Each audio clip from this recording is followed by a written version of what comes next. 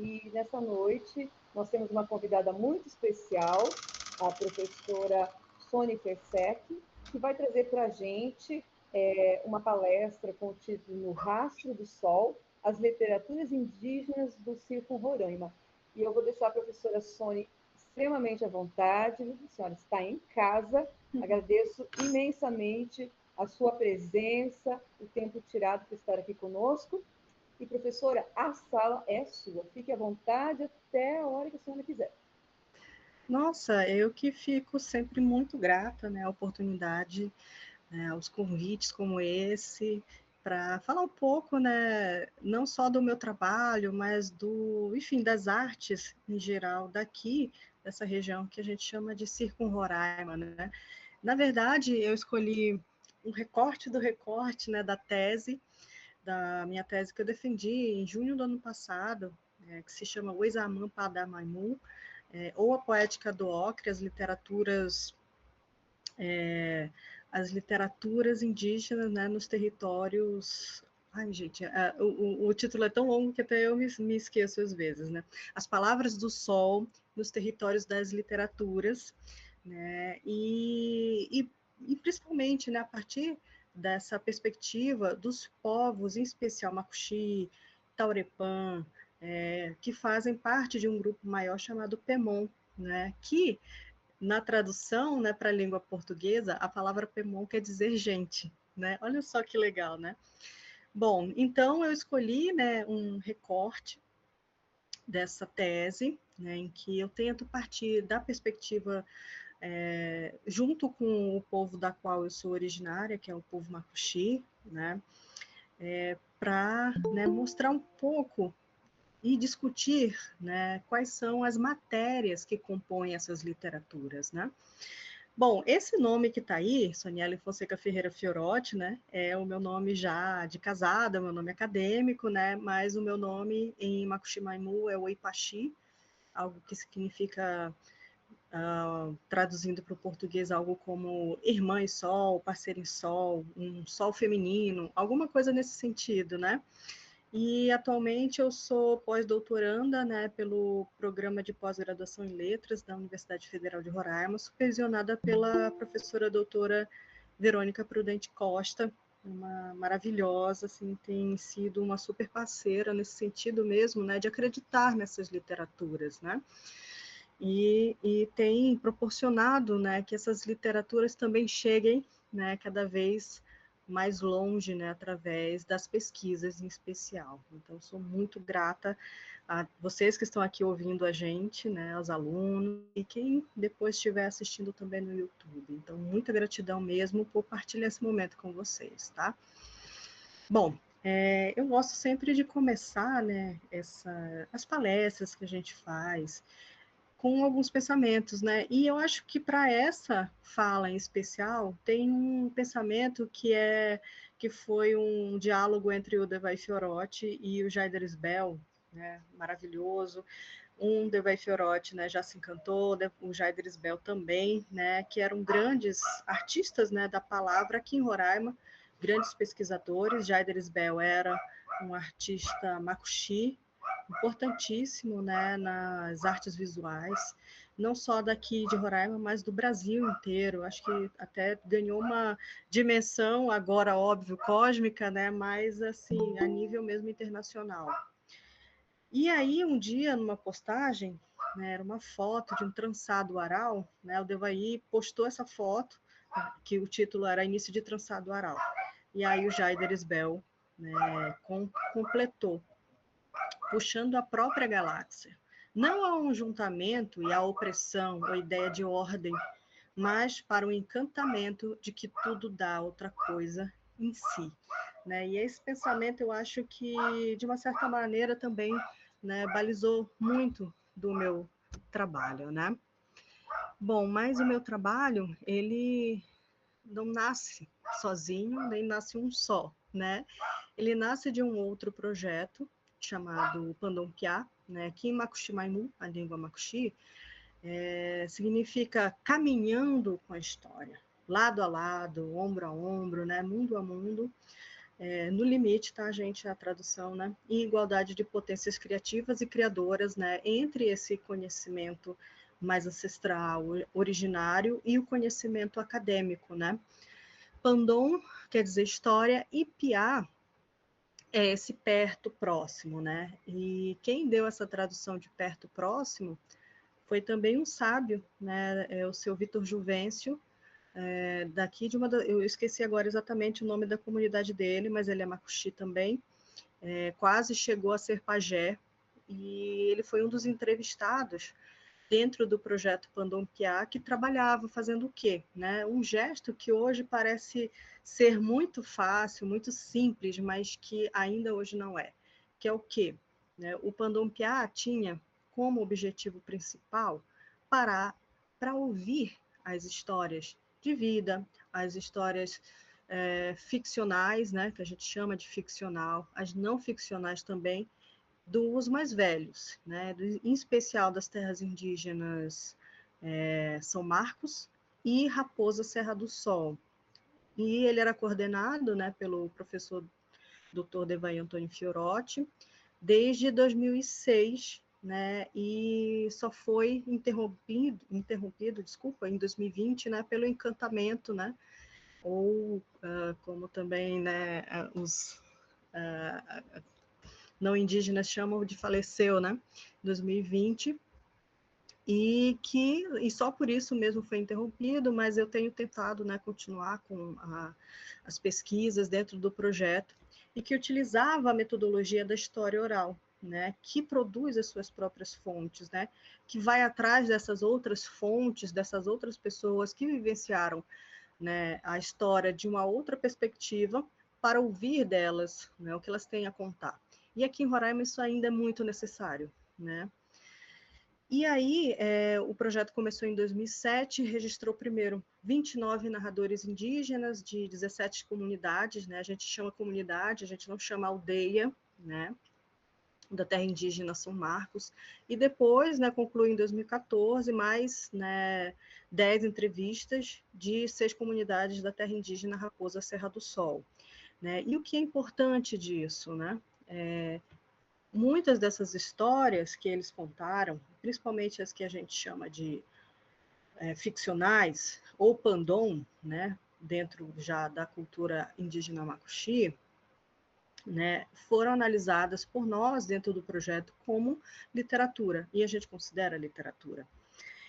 E quando a gente, né, primeiro, né, estabelece isso e fala, isso é um choque, né? Por quê? Primeiro, é uma literatura, né, produzida por anciãos, o que já é um deslocamento, né, já é uma periferia, quando a gente está lidando, né, com pessoas, com culturas. A outra é que são ou semi ou analfabetos, né, com relação à letra alfabética, isso que eu queria também mencionar, né, o alfabeto esse latino, né, que a gente acaba incorporando, né, e tendo hoje como a principal, acho que o alfabeto principal das comunicações, né, eram semi ou analfabetos, moradores dessas comunidades muito distantes, né, tanto dessa capital da qual eu estou falando agora, né, que é Boa Vista, que por sua vez já é muito distante, né, dos grandes centros urbanos, né, como, né, as capitais do Sudeste, né, em especial, eram falantes da língua portuguesa, no mínimo como segunda língua, né? Um deles, como é o caso do seu Clemente, era a quinta língua dele, falada, e era a última que ele tinha aprendido, né? E ele contou histórias incríveis. Uma é a história de Macunaíma, né? Macunaíma Pandoni, vocês já devem ter ouvido falar de Macunaíma, né? Então, né, justamente, essa é a versão contada pelo seu Clemente Flores, né, a partir do ponto de vista dele originário, né? E daqui dessa região, né, de onde, primeiro, Mário vai buscar, né, nos escritos de Koggrumber, que é esse alemão que viaja aqui, né, entre 1911 e 1913, escuta essas histórias, transcreve no papel, né, vai para a Alemanha, publica em alemão e nas línguas indígenas, né, porque ele faz também esse trabalho, né, de transcrição. E que, para vocês terem uma ideia, né, essas histórias só vão voltar na íntegra, né, 2022 para o Brasil, traduzidas para o português, né? Inclusive com uma edição bem bonita, que a capa é do Jaiders Bell, né? Uma das obras cedidas, né, para compor a capa, né? Mas que o Seu Clemente conta, né, a partir do ponto de vista dele mesmo, né, originário, né? Então, de Macunaíma, a gente volta para Macunaímã, ou seja, né, são pessoas que estão na periferia da periferia dos chamados estudos literários, né? Então, esse é o grande, né, deslocamento que o projeto Pandompiá promove e proporciona, né, para dentro dos estudos literários, né, trazer essas pessoas para cá, ou melhor, deslocar esses estudos para perto delas, né, para mais próximo, né?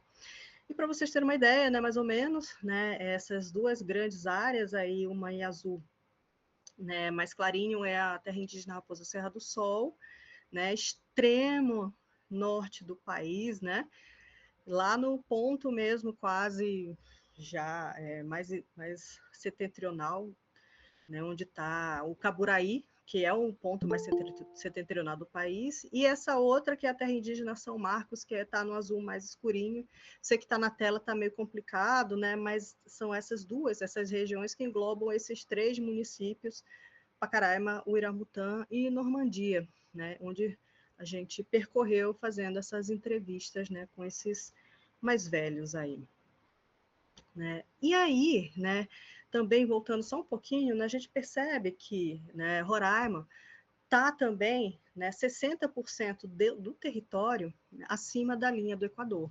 Ou seja, né, é muito calor, o sol irradia bastante aqui nessa região, e embora a gente tenha essa ideia de uma Amazônia verde, né, que, enfim, que foi construída há muito tempo, né, especial pelos romances de floresta, né, mas em Roraima a gente tem um outro bioma, que é o lavrado, né, ou a savana, que é o nome técnico, né, e que é popularmente conhecido aqui como lavrado, em que esses tons aí que vocês estão vendo, né, de dourado, né, esses tons, né, que eu chamo de os longos dedos, né, da grande avó Way se estendendo, né, pelos territórios, né, de Roraima, iluminam, né, e vão dourando tudo mesmo. Não apenas pela intensidade, claro, né, dos raios de sol, mas também pela vegetação. Como vocês estão vendo aí, a gente tem uma vegetação que é muito resistente ao sol, como os buritizais, que fazem parte, né, desse bioma chamado lavrado, né, e outras vegetações, né, ciperáceas, caimbés, que são muito resistentes ao sol, e que não só isso, né, fazem parte não só da paisagem, mas também da cultura, né, e daquilo que a gente vai chamando, né, de alianças afetivas, que foram muito úteis para esses povos aqui em Roraima, para garantir a sua sobrevivência nesse território, né? Então, não apenas, né, foi necessário né, entrelaçar, trançar, né, eu gosto dessa palavra, trançar essas alianças afetivas com o sol, mas também com a paisagem. E isso se manifesta através da arte, né? A partir, né, desses narradores entrevistados, né, a gente vai ter povos como, por exemplo, né, os Macuxis, que eram a maioria, 24, né, a gente vai ter 6 Taurepangs, 6 Wapitiana, 3 indeterminadas, né? Mas merece uma atenção esses 3 indeterminados, porque a gente tem uma ideia de que um povo é uma coisa também homogênea, né? E não, para se ter uma ideia, né, o próprio povo Macuxi, até hoje, se tem uma certa dúvida, né, com relação a essa homogeneidade dele.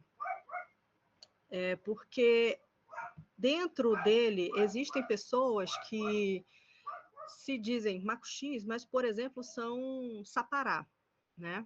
Porque são povos que foram sendo ou dizimados pela colonização, né, pelo contato com o não indígena, pela violência mesmo com que isso, né, aconteceu, pela exploração da mão de obra, que, né, foi muito violenta também. As pessoas literalmente trabalhavam até morrer.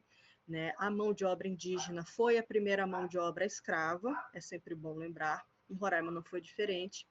Né? E aí, essas pessoas que remanesciam, né, desses outros povos, acabavam entrando em contato com outros povos, né, que ainda tinham mais indivíduos, e se afiliando a eles para manter o pertencimento, manter a língua, manter uma proximidade cultural. Né? Então, essa Sapará, por exemplo, quando a gente entrevistou ela, ela falava, não, eu sou Macuxi. Mas aí foi, né, conversando, foi insistindo, ela falou, não, eu sou Sapará. Né? Mas aconteceu isso, né, a dizimação. Uma prova disso.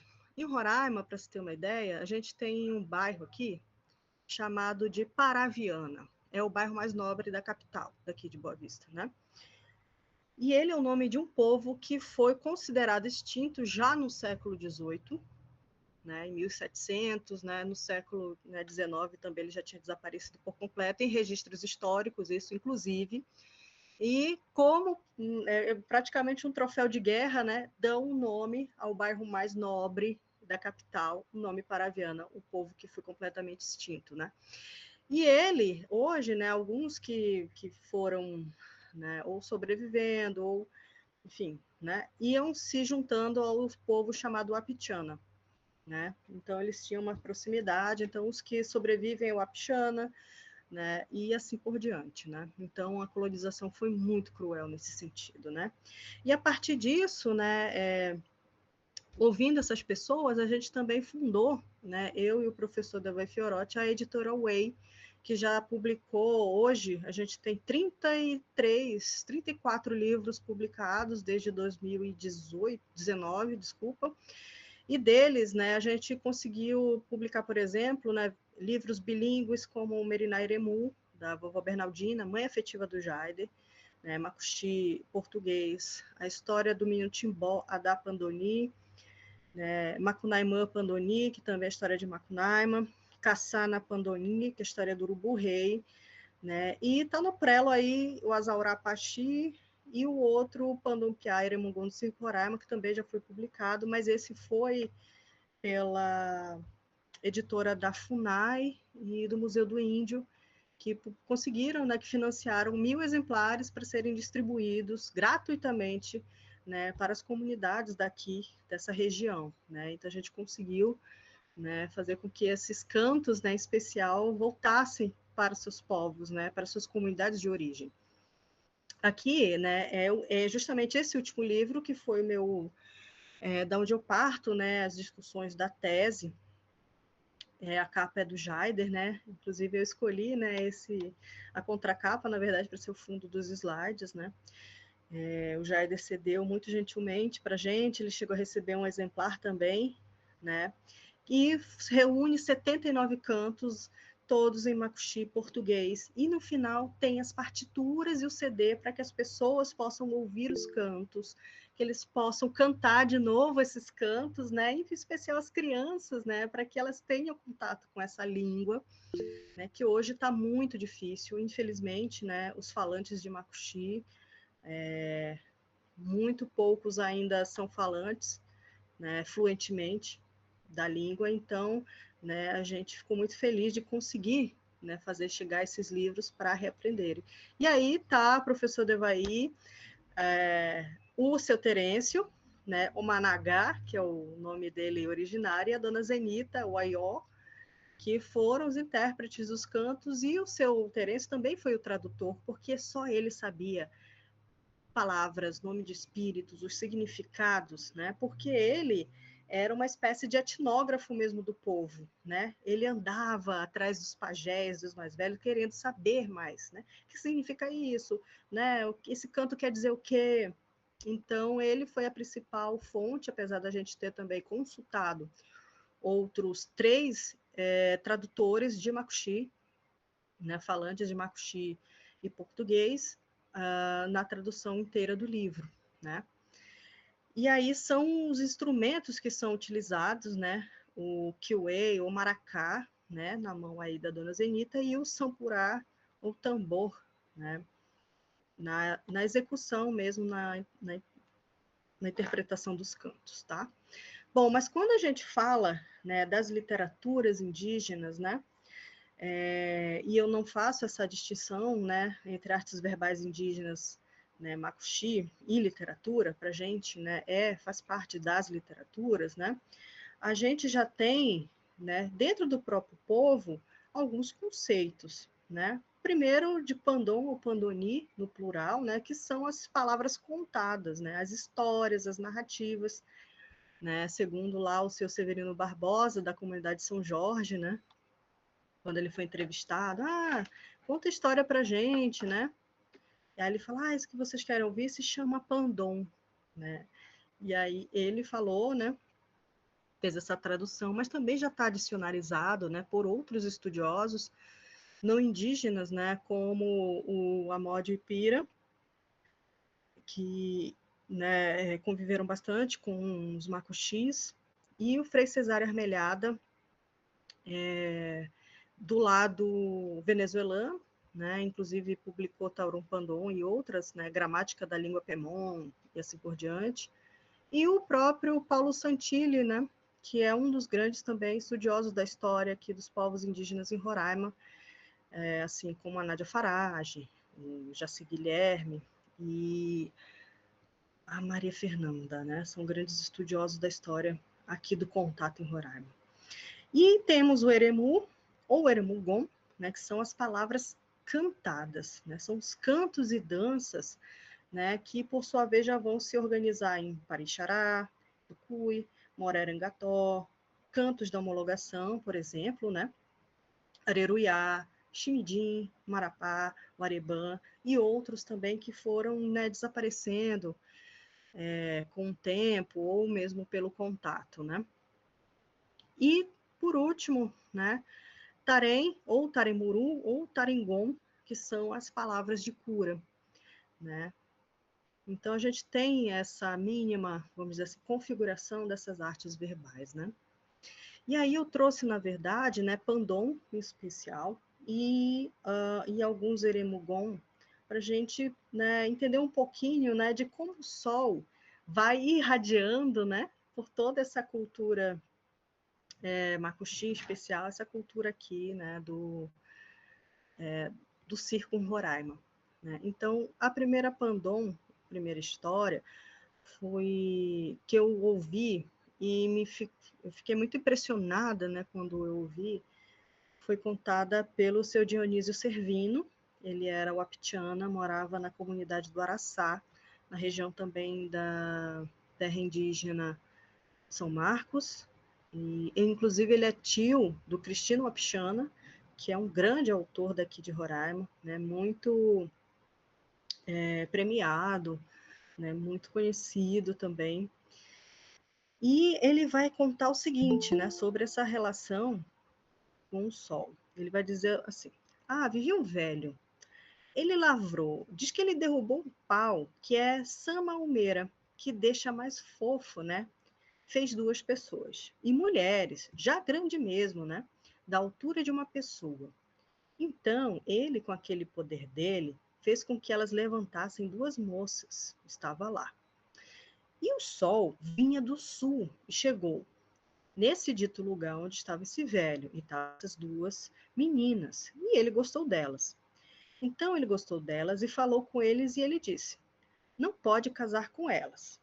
Então, aí, diz a história que ele levou 2 passarinhos com rabos mais ou menos compridos. E o velho, então, ele fez o ânus, né, para conseguir fazer o trabalho, mas esqueceu do principal, do principal. E aí ele começou a rir, né, que não tinha, que era fechado, e que